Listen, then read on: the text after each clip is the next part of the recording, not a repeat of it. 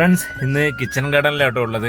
അതായത് പിന്നെ ഒരുപാട് വലിയ കിച്ചൺ ഗാർഡനൊന്നുമല്ല, വീടിൻ്റെ സ്ഥലപരിമിതി അനുസരിച്ചിട്ട് ഞാൻ കുറച്ച് ഗ്രോ ബാഗിലും അതുപോലെ മറ്റിടങ്ങളിലൊക്കെ ആയിട്ട് കുറച്ച് തൈകളും കാര്യങ്ങളൊക്കെ നട്ടു വളർത്തുന്നുണ്ട് കേട്ടോ. അപ്പോൾ അതിൻ്റെ ഭാഗമായിട്ട് നട്ടതാട്ടോ ഈ 2 കോവയ്ക്ക ചുമട്. ഇപ്പോൾ അത്യാവശ്യം നല്ല വിളവ് വരുന്നുണ്ട് കേട്ടോ. അത് കഴിഞ്ഞ പ്രാവശ്യം നാട്ടിലേക്ക് വന്ന സമയത്ത് ചെയ്ത ഒരു പണിയാണ്. അപ്പോൾ ഇപ്പോൾ ഏകദേശം ഒരു 8 കിലോളം എന്ന് പറിച്ചു എന്നറിയുമ്പോൾ വളരെ സന്തോഷം. അപ്പം എന്നാൽ ശരി, എന്നാൽ അതിനെക്കുറിച്ചൊരു വീഡിയോ ചെയ്യാമെന്ന് വിചാരിച്ചിട്ട് ചെയ്യുന്ന വീഡിയോ കേട്ടോ.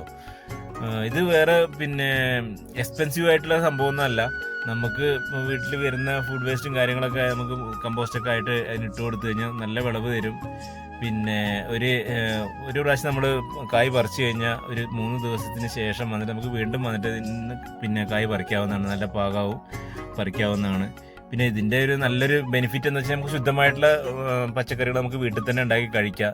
നമുക്കറിയാമല്ലോ, ഈ മാർക്കറ്റിലേക്ക് കിട്ടുന്ന പച്ചക്കറികളുടെ അവസ്ഥ നമുക്കറിയാം. മായവും അതുപോലെ കീടനാശിനിയൊക്കെ അടിച്ചിട്ടുള്ള പിന്നെ പച്ചക്കറികളാണ് നമ്മുടെ മാർക്കറ്റിലേക്ക് കിട്ടുന്നത്.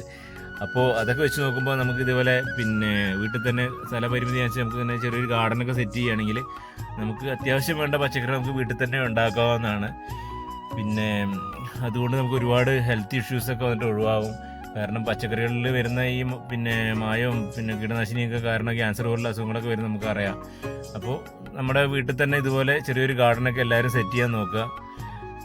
നല്ല പച്ചക്കറികൾ നമുക്ക് വീട്ടിൽ തന്നെ ഉണ്ടാക്കി കഴിക്കുക. നല്ലൊരു ഹെൽത്ത് നമുക്ക് മെയിൻറ്റെയിൻ ചെയ്യാൻ കഴിയട്ടെ. Okay, by.